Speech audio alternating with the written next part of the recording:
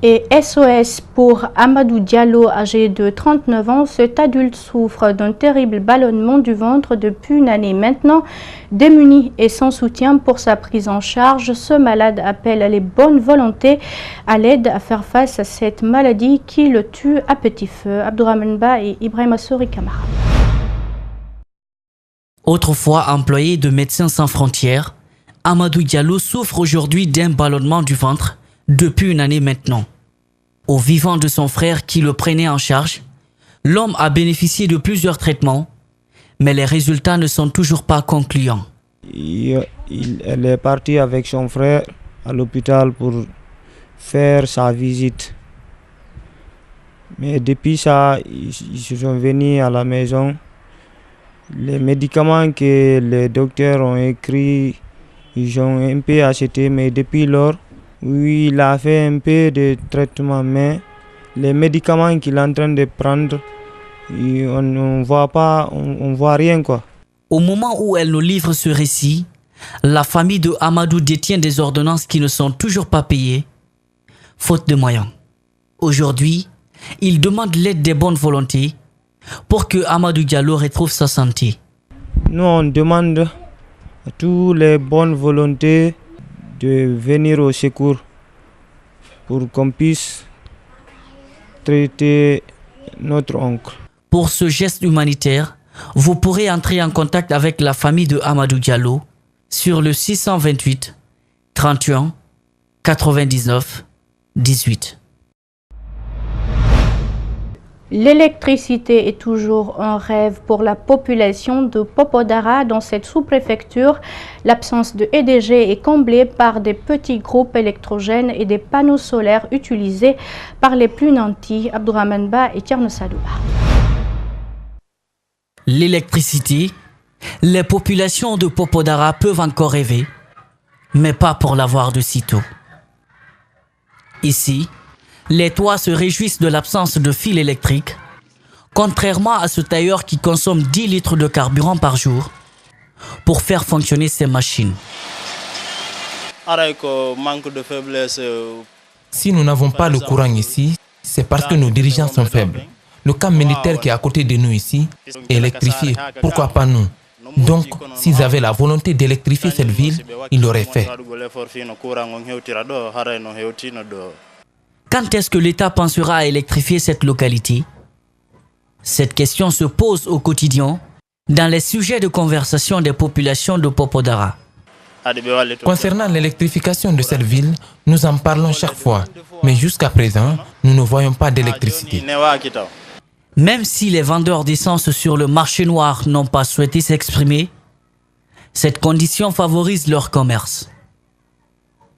À défaut des moteurs, plusieurs domiciles sont éclairés le soir grâce aux panneaux solaires installés par les familles les plus aisées.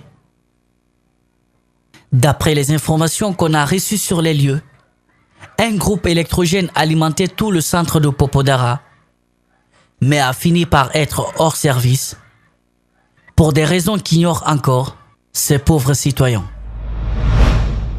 Ailleurs dans le monde, au lendemain du scrutin présidentiel sénégalais, les missions d'observation électorale ont présenté ce lundi leur déclaration préliminaire sur le déroulement des opérations de vote. La plateforme de la société civile sénégalaise, la CEDEAO et l'Union africaine, dont les agents ont suivi le processus électoral avant, pendant le vote, ont salué la forte mobilisation des électeurs à ce scrutin. Elles ont aussi formulé quelques recommandations. Le compte-rendu est signé par nos envoyés spéciaux à Dakar. Les organisations de la société civile sénégalaise, réunies autour d'une synergie, ont déployé plusieurs observateurs sur toute l'étendue du territoire pour superviser les opérations électorales. Il s'agit de remonter toutes les informations utiles recueillies sur le terrain. Au terme de cette observation électorale, la plateforme de la société civile sénégalaise pour l'observation électorale invite les acteurs politiques et les médias à laisser le temps aux organes désignés par la loi de proclamer les résultats. Et je pense que quelque part, une élection suit des étapes. On a eu aujourd'hui l'étape du scrutin et du dépouillement. Il faut que c'est aux juridictions compétentes de faire leur travail sans immixtion aucune. Et notamment, nous, en tant que société civile, nous continuerons à suivre, à observer jusqu'à la proclamation définitive des résultats. Et donc c'est pour dire que l'immixtion d'acteurs politiques ou des médias dans le processus de proclamation des résultats peut engendrer aussi parfois des lendemains non souhaitables. Pour ce scrutin, la mission d'observation électorale de la CEDEAO a déployé 115 membres. La mission note qu'aucun incident majeur n'a été observé dans les bureaux de vote pouvant compromettre la crédibilité et la sincérité du scrutin. L'Union africaine a aussi déployé une mission d'observation électorale auprès du peuple sénégalais. Dans son rapport préliminaire, la mission de l'UA félicite le peuple sénégalais pour sa maturité politique et la discipline qui ont caractérisé le scrutin du 24 février.